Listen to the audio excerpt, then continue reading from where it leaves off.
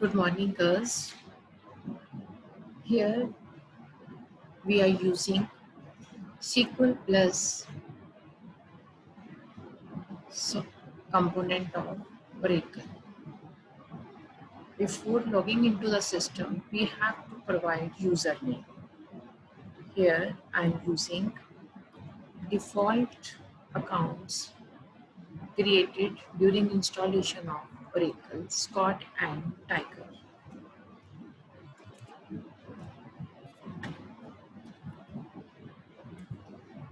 If we enter appropriate username and password, we will get this SQL prompt. At this prompt, we can write SQL queries designed according to the rules. Scott and Tiger account also provides EMP table and DEPT department table. If we want to see the structure of these two tables, we can write command DESC and then the name of the table. Every SQL statement is ended with semicolon.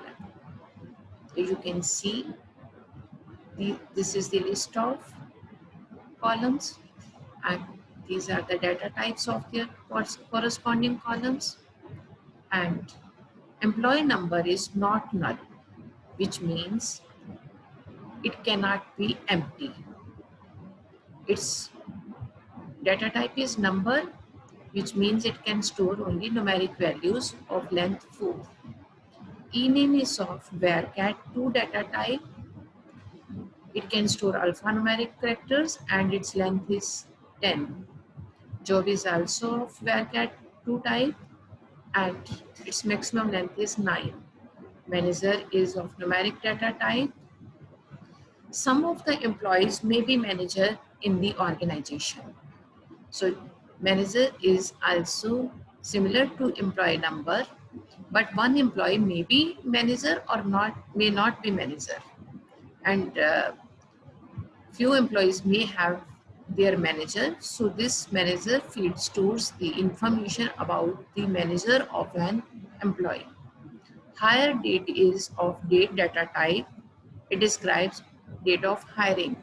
Salary is numeric data type and its maximum length is 7, which means 5 digits to the left of the decimal point and 2 digits to the right of the decimal point. Commission is also numeric and it's 5 digits to the left and 2 digits to the right of decimal point. Department number is of 2 length, and here we store the department number of an employee. Similarly, you can see the structure of department table. Here we have 3 columns. Department number is not null and its data type is numeric and length is 2. Department name is of alphanumeric type, length 14. Location of the department is again of varchar2 data type and 13 is the length. If we want to see the records stored in a table, then we can use command select star from EMP, where select is the statement, star refers to all columns, from is keyword, and then EMP is the name of a table. We end the statement with semicolon and we can see this. Here you can see the records have scrolled up. With every record, few records, you are able to see this. And then 14 rows are in totality. Since we are not able to see all records in one screen, here I use few columns. Select EMP number, name. 2 fields are separated by comma. So name, and then I take manager.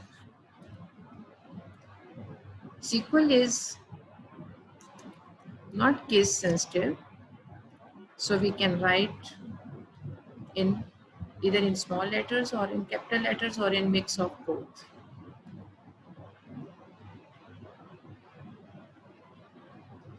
Since name field is not available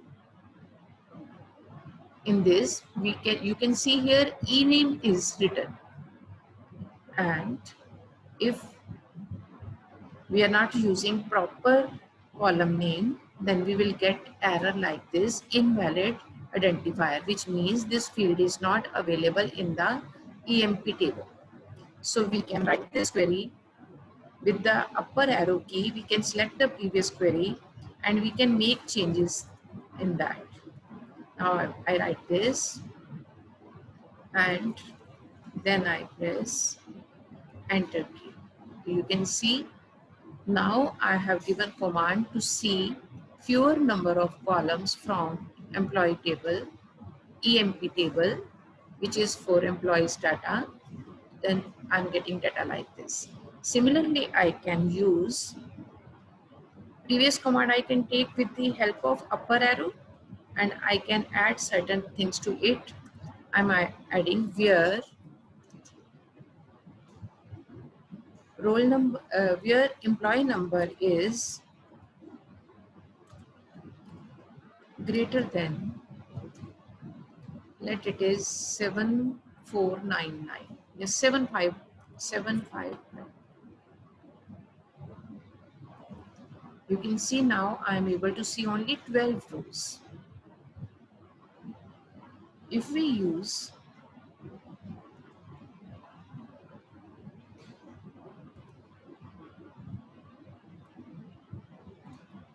we are able to see only 8 rows. It means it all depends on us how we want to see the data. Here we are able to view 8 records. Here we are able to view 12 records. Here we are able to see 14 records. So this is possible with the help of where clause, which allows us to introduce any condition. We can use simple condition or complex condition using and or not. We can also make changes to these databases with the help of insert, update and delete command. But before discussing that, I will show you how I can exit from this session. Exit. You write here, you press enter and